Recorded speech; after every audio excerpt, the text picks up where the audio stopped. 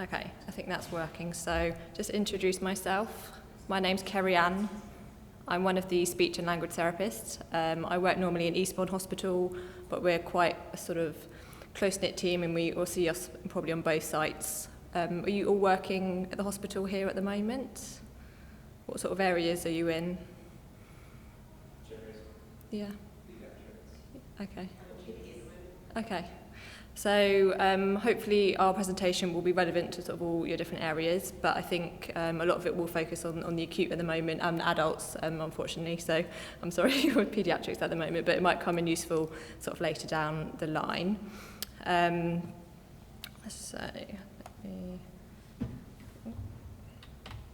we go.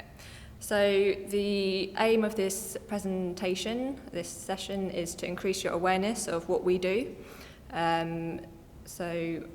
As speech and language therapists, to increase your awareness of our assessment and management of dysphagia, to have some discussion about complex dysphagia and ethical management decisions, and to look at sort of what your role is in managing these patients. As we're a small group, just shout out if you've got any questions, or really appreciate you joining in with sort of cases we've seen or things like that. So what is a speech and language therapist? Actually, if I go back, what do you think? What do we do? What do you know about speech and language therapy? Yeah. Yeah. So I think, with adults in hospital especially, I think dysphagia is definitely sort of the majority of what you'll see, especially here at the Conquest. Over at Eastbourne, we have the stroke unit as well, where a lot more of our time will be actually with speech, as it says by our name.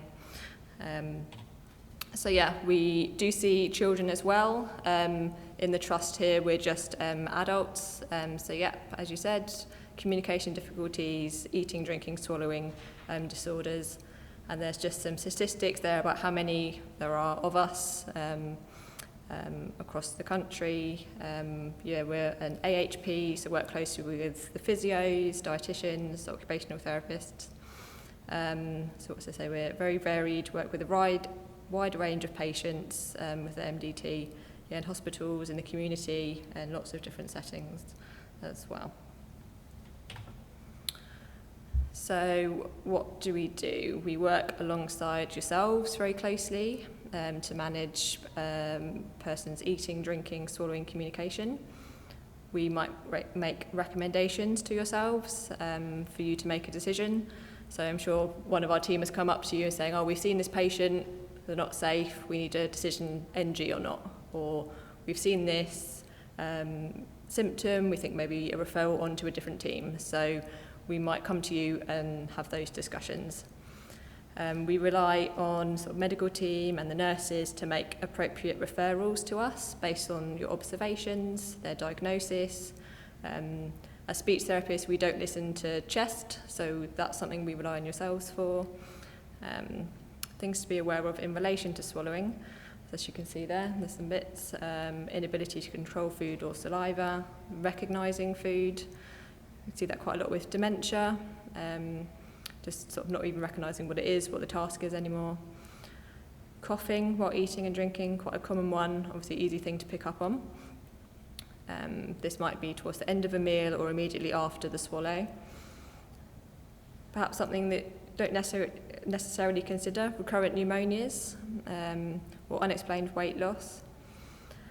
And then just as it says, gurgly voice quality, increased secretions after swallowing, or if the patient is able to tell us they have swallowing difficulties, which isn't always the case.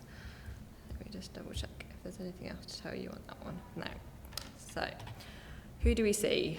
Pretty much anyone and everyone, really. So in the hospital, we go to all the different wards. There's just obviously with commissioning, slightly different for the mental health unit. And then in the community, one thing we're not funded for is helping with stammers or communication impairments with dementia, but pretty much anything else we will do. So you can just have a read of that on that slide. Now I'm just going to touch really briefly about communication difficulties. This is a big part of our role, especially on the stroke unit. So we assess, diagnose and treat speech, language, voice and social communication difficulties. So have any of you heard of these ones that are written on the slide here? Yeah. Do you think you feel confident in the difference between those things? I'll just run through them briefly. So receptive and expressive aphasia, problem with understanding or expressing the words themselves.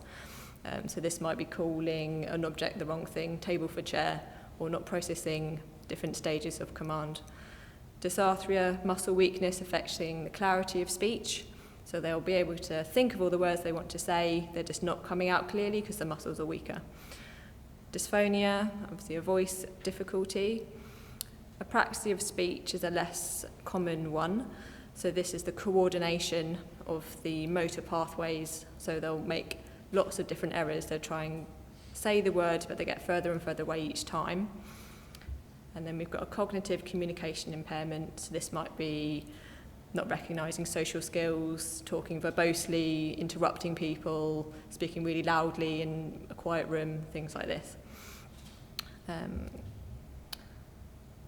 Does anyone have any questions about communication impairments? No. Just a quick question to put out there. When you're speaking to a patient, say maybe you're explaining a new diagnosis or what your treatment plan, how do you know they've understood what you've said? Verbal and non-verbal cues, nodding, replying in the terms. So that might be a way. So if you're explaining something to me and I sit there nodding the whole way through, I might just do that all the time and never say no. So it's something to look out for. So maybe getting them to repeat it back to you, that's quite a good way. Say it back to me. Or just double check, when they say yes, do they mean yes?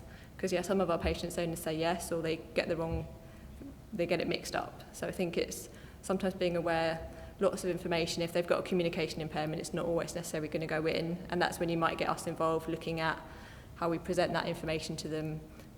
Do they need picture charts or it written down or things like this? So it's just something to consider when you're with your patients there. Okay. Now we're just going to do a bit of a recap on the normal swallow. So some people can say there's 4 stages of the swallow. And we can lump the first 2 together, so the oral prep stage and the oral stage. So this is when we're thinking we're hungry, the saliva might be going, really excited about your lunch or your dinner, whatever it is. The stage in our mouth, the stage in our throat, and then you've got the esophageal stage, which isn't covered by speech therapy. So anything further down is under gastro. A lot of our referrals do come for people who say, can't keep anything down or feel like it's sticking here, and we have to sort of say, not within our remit, bounce those back to gastro. So the first stage, lips are closed, we're holding the food or drink within our mouth with the blade of the tongue. The back of the tongue and the soft palate come together to prevent anything going into the throat before we're ready to swallow. At this point, we're breathing, so the laryngeal vestibule is open. Then there's a stripping motion to push it backwards into the pharynx. And typically, the swallow reflex is triggered at the focal arches or can be at the vallecula in older people. Pharyngeal stage, again, very quick, less than a second. So this is the reflex part of the swallow. So we stop it coming up into our nose. Then we've got a constrictor sort of action. The tongue base meets the pharynx to push it through. We get hyoid excursion elevation to open the cricopharynx and close off our airway. And obviously the epiglottis as well, another airway protective part of the body, flaps down to prevent airway penetration. The cricopharyngeal relaxes so the bolus can go into the esophagus. So that's when it all goes to plan. Obviously it doesn't always. Dysphagia, the disordered swallow. Double check. Okay. So results of dysphagia, obviously aspiration being one of the big possibilities. We all aspirate every now and again. But if you're fit and healthy, mobile, everyone can tolerate perhaps a little bit of aspiration, but it's when our patients are perhaps more frail, bed-bound, or have lots of comorbidities that it can start to go wrong. Choking, another possibility, and aspiration pneumonia. I'm going to come back onto the silent part of it later on in this presentation. If you've got a swallowing problem, you might not fancy eating and drinking as much. That could lead to malnutrition, dehydration, and lots of other sort of consequences. It's a big part of our lives, eating and drinking. If you imagine being nil by mouth for a prolonged period, I feel like meal times almost, they structure my day. I'm always thinking, yeah, what's next? Imagine if you don't have that, it's quite a big sort of change to your whole sort of quality of life and social life. So what we do to help. Once we get our referral, we'll come to the ward, or if it's in the community, they get the information from lots of different areas. Take a case history, then the first port of call will be doing a bedside assessment.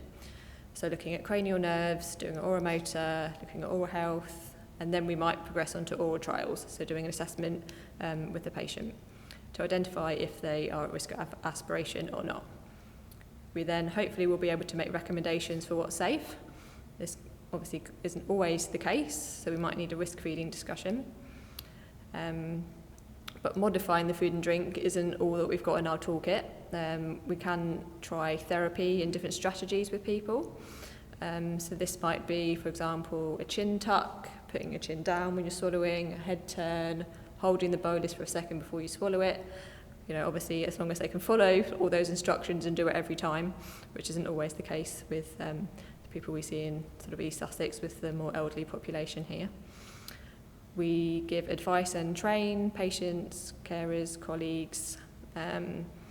We do see tracheostomies on critical care, although we're not funded for this. We sort of provide a small service for that.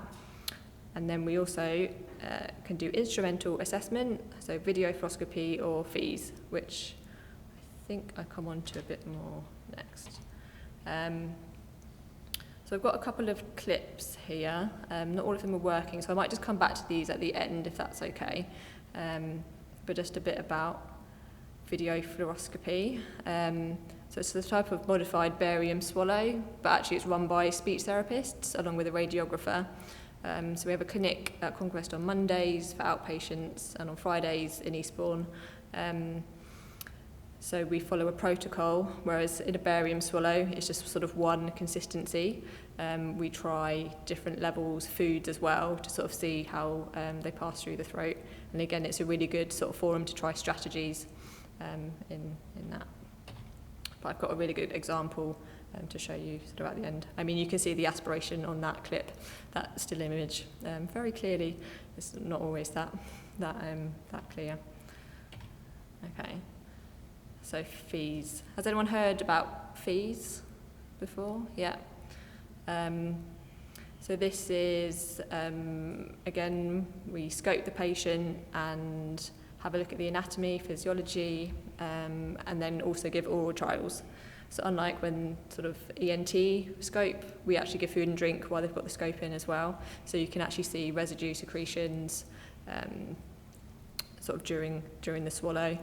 The sort of pros and cons of each, obviously with a video fluoroscopy, you've got the exposure to radiation, you have to be able to sit upright, whereas FEES is obviously more invasive, having a scope put in, so there's sort of pros and cons of each, and it depends what sort of information you want to get really from it.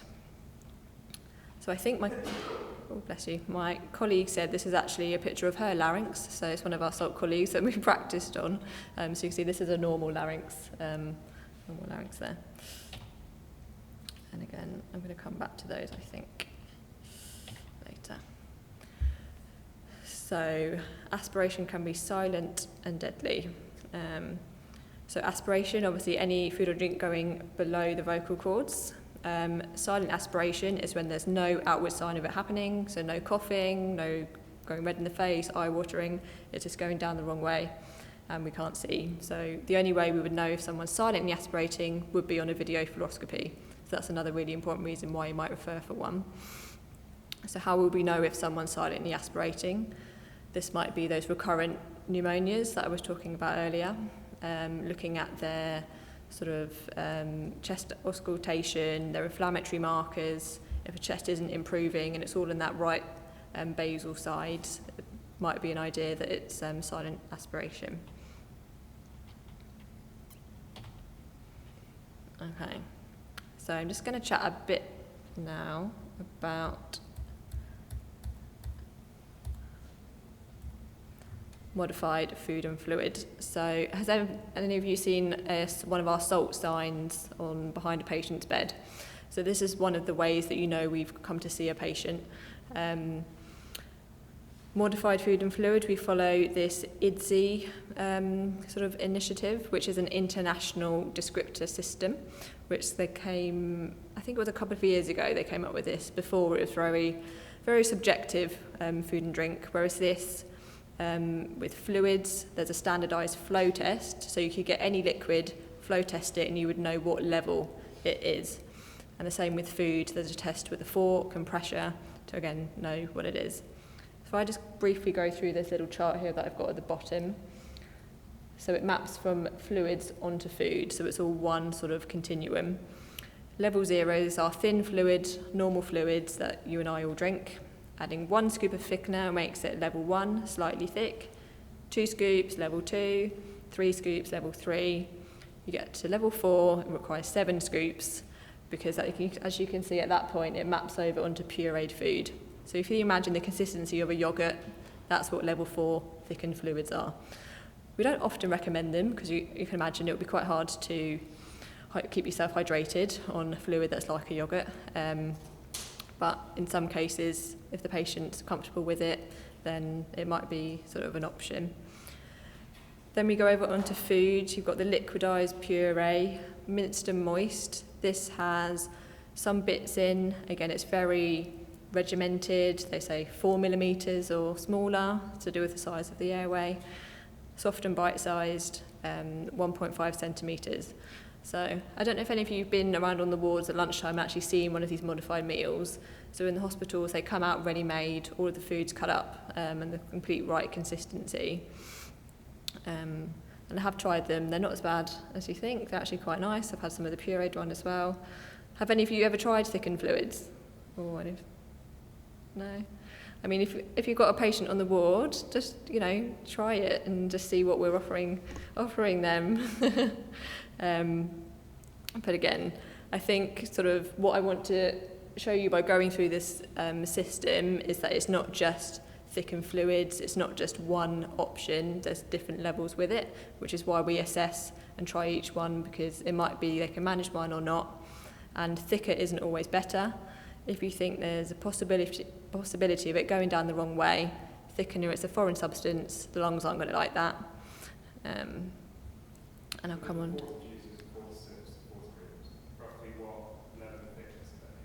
So we went through that flow test I was talking about. We tested all of the different supplements. And I don't know off the top of my head, but we have figured out which ones are appropriate for which levels. So sometimes the dietitians will, because we work really closely together, and they might say, oh, this patient, we really want to give them this supplement, can you reassess them because they're not on the right fluids?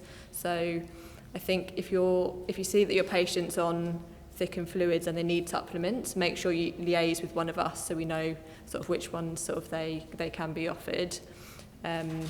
Because I think the 40 creme ones, which are a bit more like the puddings, you would think they would be okay in puree, but I think they're actually a bit sort of claggy and sticky. So I think actually they're appropriate for a higher level than that. But again, just double check with us because we figured it all out. Thank you. That was a good question.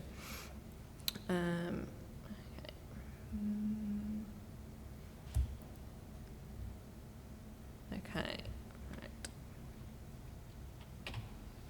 So, risk feeding, comfort feeding. Have you all heard of this term? Yeah.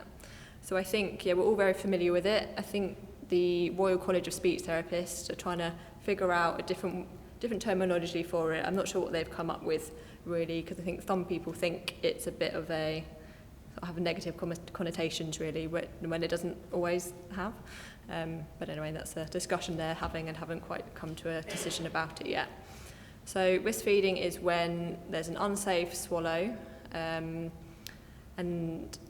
so no consistency is safe. We tried thickened fluids, we tried modifying it, but there's still signs that it's going down the wrong way.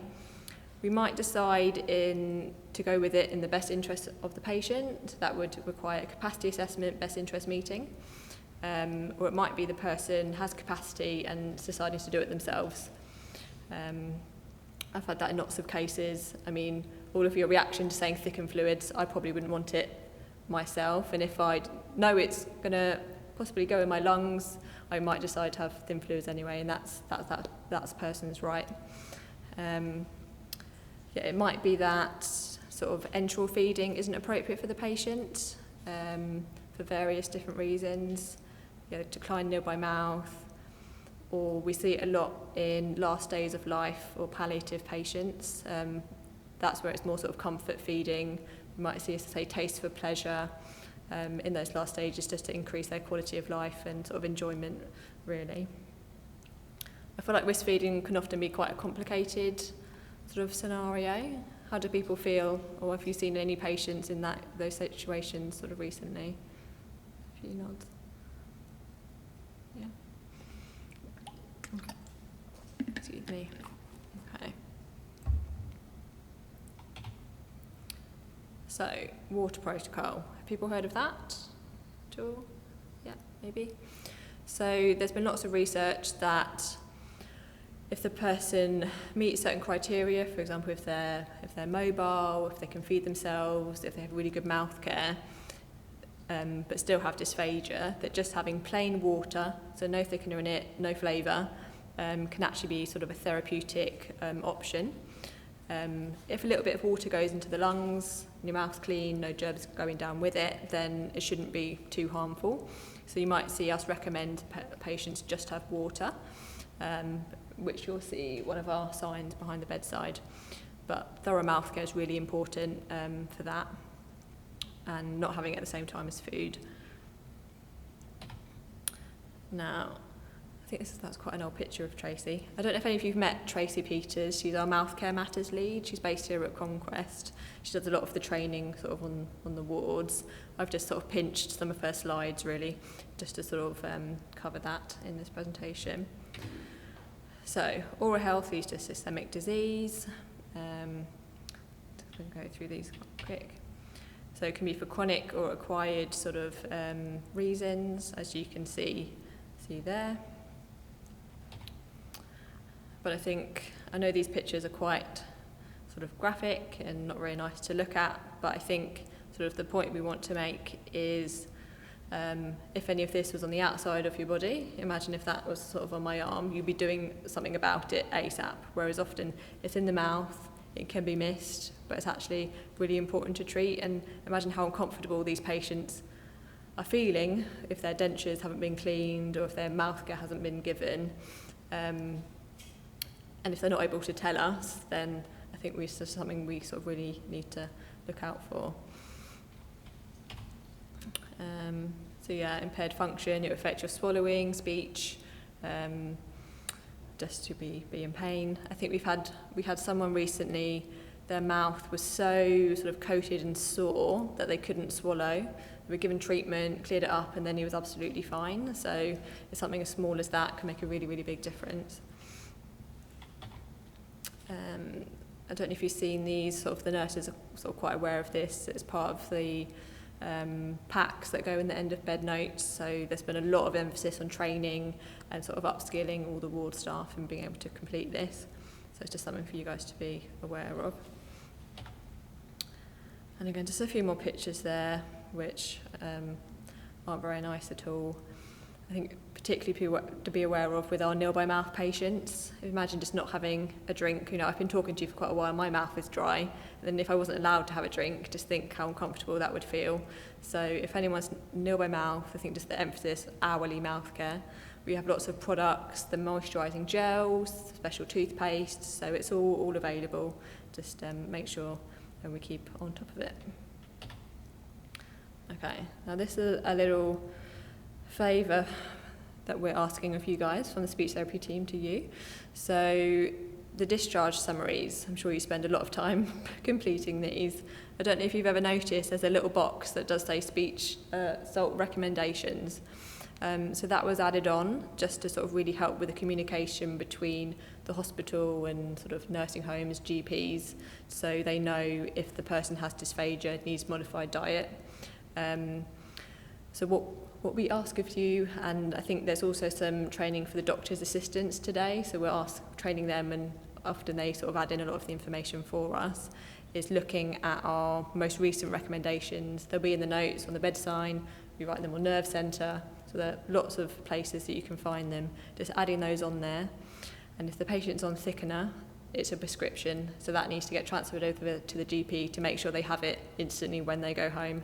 We've had a few incidences where there's no information about it on transfer, or the nurses haven't informed the nursing homes either, and the person hasn't had thickener, and that can obviously be really unsafe for them overall. So if you're able to do that, I know you're super busy, but we would really appreciate it.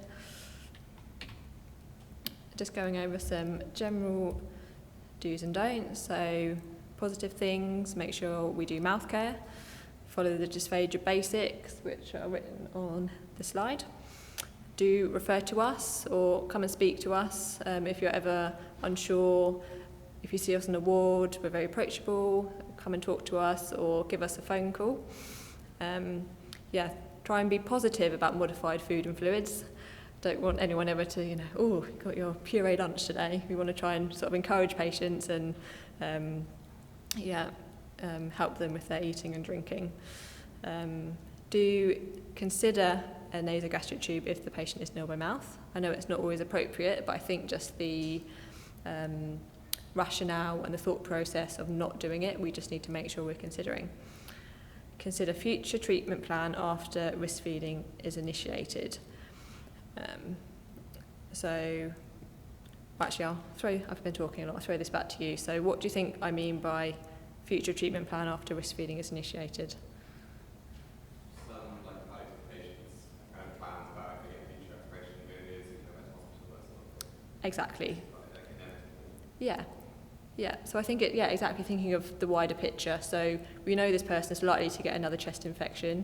What are we going to do about it? I think we've seen a couple of times, I think it's often, say, if someone's on call, they don't really know the patient, and just being really clear, do we start antibiotics or not? Do we readmit them to hospital? And just thinking, what's the next steps after initiating that risk feeding sort of plan? So perfect. Consider route for medications. So something else to consider. I've just actually got a note on here as well. We often get referrals, patient can't swallow their medications, which can be tricky. Obviously really important to take your medications. Lots of the general public without dysphagia have problems with medications. There's kind of a grey area between what we can do, what pharmacy can do. So we might say, speak to pharmacy, can they try eating it with a yoghurt if that tablet allows? Can you change it to a different form, a liquid, dispersible? So those are only the really sort of strategies we can suggest really with medications. If someone's breastfeeding, would you ever say breastfeed drugs as well? Yeah, we've had that before. So I work quite a lot on the stroke unit where there's a sort of a set sort of screening process where the nurses screen them and then they insert an NG and then we see them if they fail that. But often they come to us, this person's blood pressure is really high, but they're nil by mouth. And then that could be a decision, okay, we're going to give them that medication at risk because it's really important for them to take it. So I think it's sort of weighing it up really, if they haven't got another route to take it. And we're not able to assess them, say it's a weekend or we're not there, then that would be sort of, again, a decision either discussing with the patient if they can decide or in their best interest if they can't decide. So yeah, definitely. So, wrong bit, that one. So, some don'ts. Don't keep patients on IV fluids only over a weekend or for extended periods without considering artificial feeding or temporary risk feeding. So just looking at this first point, how does that make you guys sort of feel, respond? What do you guys think about that?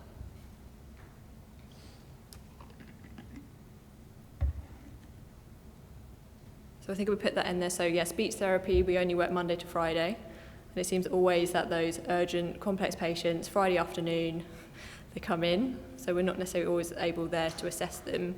So again, making those weekend plans.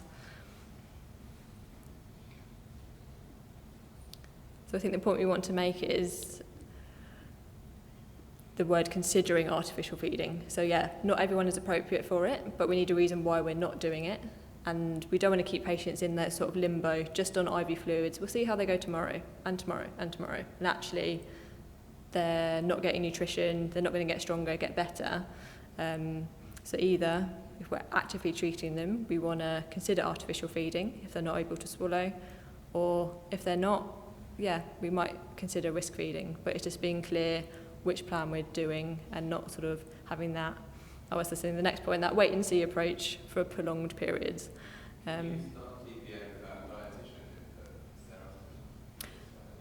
So I think the dietitians, I think NG is always the sort of first port of call, because if the gut's working, you want to use that rather than just going straight for TPN.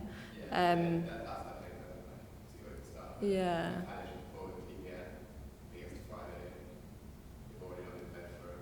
Yeah. So I think that will be something to speak directly to the dietitians about, but I think again it's just that open communication sort of really, and there should be sort of emergency protocols I guess for that, but again speak to them about that, because yeah, I'm not 100% sure. But it literally, those patients always come in last minute in the evening on a Friday, and it's always sort of, I understand, a mad rush to try and sort it. So what's our next don't? I'm just going to have a sip of water.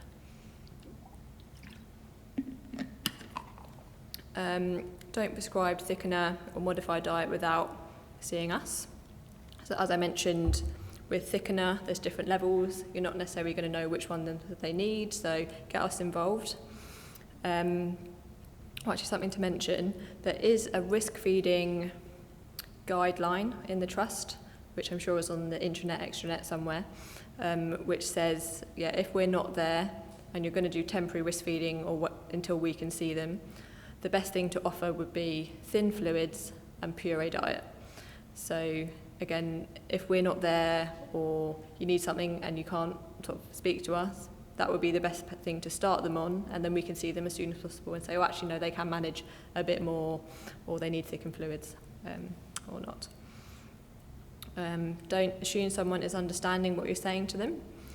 As I touched on briefly earlier, it's good to actually delve into that a bit more, especially in terms of capacity. Don't forget the bigger picture, so thinking about positioning, alertness, mouth care, respiratory status. So I think just going into those a bit more, positioning, the nurses might say, oh, the patient's coughing all the time, but they're lying in bed every time they have a drink. If you sit them up, then they might be fine. Are they being fed when they're basically asleep? Obviously, can't do that. And then we've spoken about mouth care, respiratory status. Had quite a good example of a patient we were referred this week who was on, I think it was 15 litres of oxygen, so it needed a face mask, and they desaturated when it was taken off, and they wanted us to do a swallowing assessment. What do you think about that? So requiring 15 litres of oxygen. Do you think probably eating and drinking is a priority for them at the moment? Even if I said, yes, they can eat and drink, they're probably not going to be able to meet their nutritional needs if someone's having to stand there taking it on and off every time they have a sip of a drink. So it's just thinking, overall, sort of what's their priority at the moment. Okay.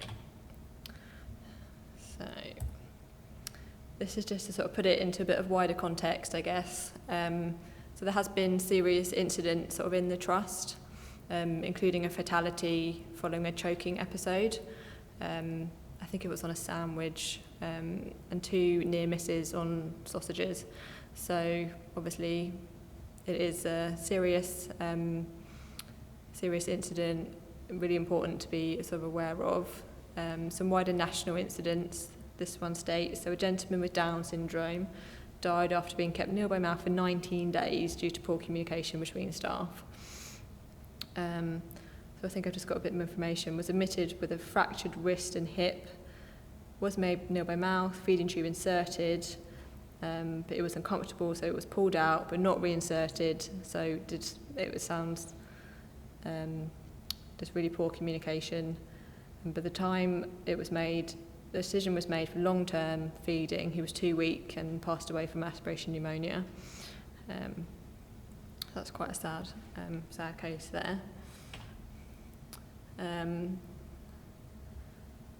So this man came in as an outpatient for an OGD, and a numbing agent was used, and then he was given a sandwich before this wore off and he choked. So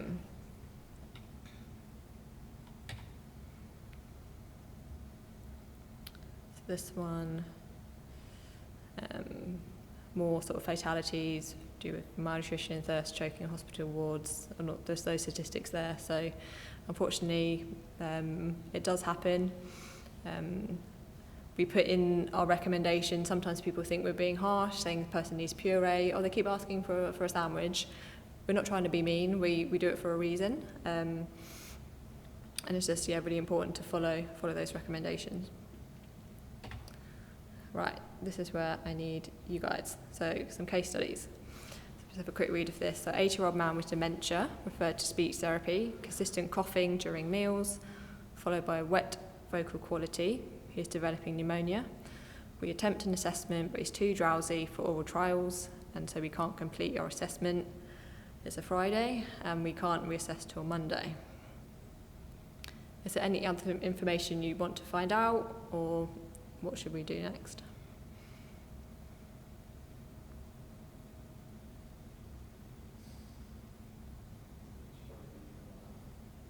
I think it should be nil by mouth.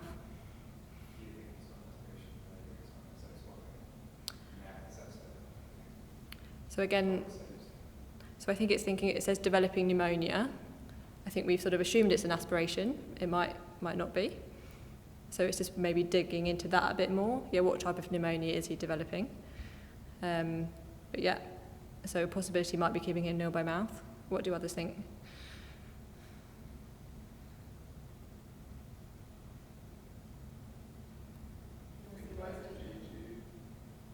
Did someone say NG tube? Yeah? Can we put NG tubes in patients with dementia?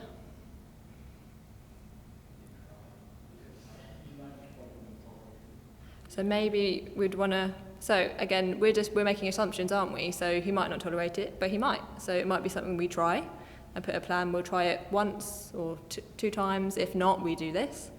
But actually, we don't know the severity of this man's dementia. He might have been diagnosed last week, or he might have had it for 10 years. So just seeing how advanced it is. So yeah, that's a good point.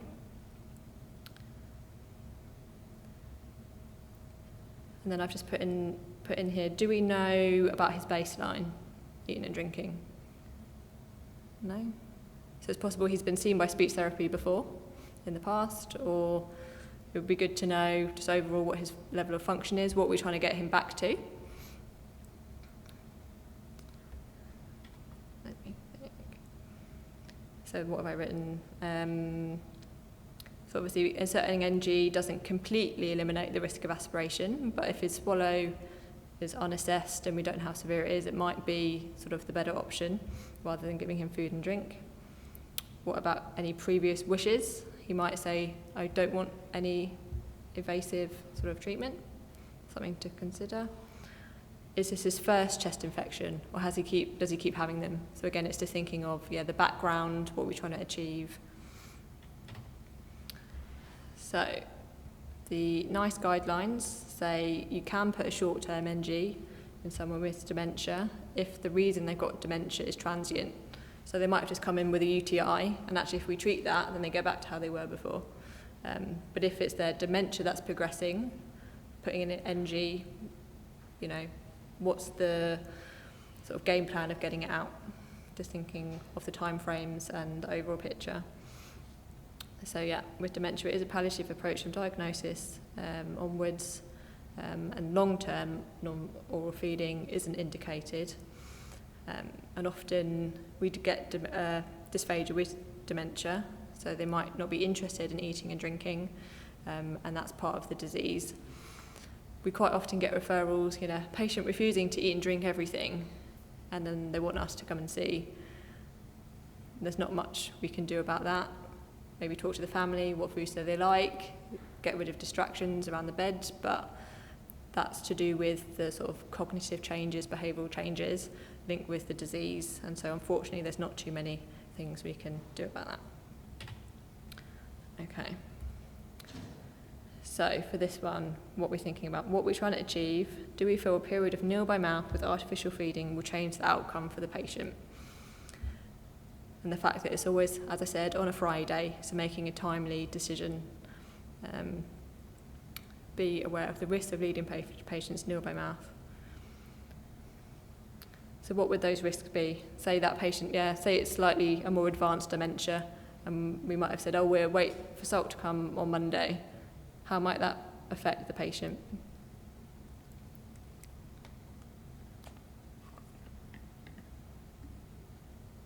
Any ideas? Would you like to be kept nil by mouth over the weekend? No? So they might... Exactly. Yeah. So a physical drain on their body, reserved to fight infection. Frailty, sarcopenia, dehydration. They might be more likely to get a UTI. Increased risk of aspiration and oral secretions, but as well just the psychological effects of being nil by mouth. They might not understand why and be asking for that. Can I have some water? Can I have some water? And it'd be really just could be quite distressing for them. Okay. Right, this next one. 75-year-old gentleman presents with a 2-stone weight loss over 2 months, reports difficulties with food only, with sensation of it sticking mid-sternum. He only manages soup and yoghurt, regurgitating and coughing, but chest is clear. What are your thoughts if that patient was presented to you? What might be thinking is wrong with them?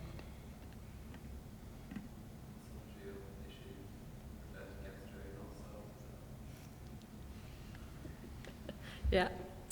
What about the 2-stone weight loss? That's quite a lot. Yeah, exactly. But I think in this case study, they did still refer to salt, and we carried out an assessment, only had water, but regurgitated that as well. But we thought they had... very clear where they feel the food is interested. No. Quite ambiguous, Yeah, people are really bad at figuring out where sticking is. So I run one of the video fluoroscopy clinics, and sometimes while we're screening, we say point where the residue is, and you can just see it's quite unreliable.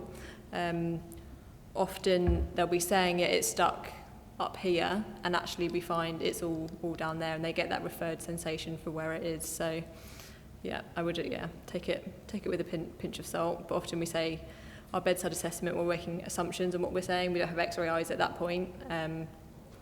So that's a good point. So I think so refer to gastro, probably 2-week wait if we're worried about that weight loss. They'll probably do an OGD, and we would discharge them because there's no roll fast. There are some useful resources there if you ever want to do a bit more reading, so that you need those. So how to refer to us. We accept referrals from anyone with the knowledge of dysphagia. It's on eSearcher, and just the more information the better. So it's on the patient documents part. I think a similar way how you refer for lots of other services. On our referral form, it's very sort of tick boxy, but we use that information to sort of triage and clinically prioritise what patients we're going to see.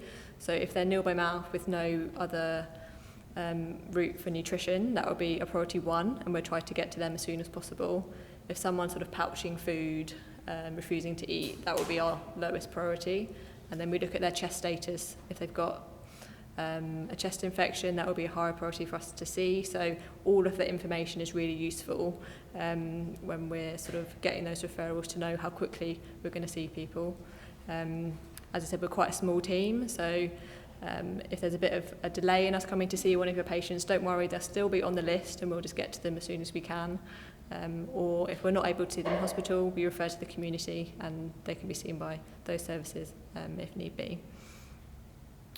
Okay. Now I've just got, I think we've still got a bit of time, I'll show you, I've got a video fluoroscopy example just to show you before we finish. But has anyone got any questions sort of at the moment on any of those things that we've covered? No? Okay, right, I'm just going to stop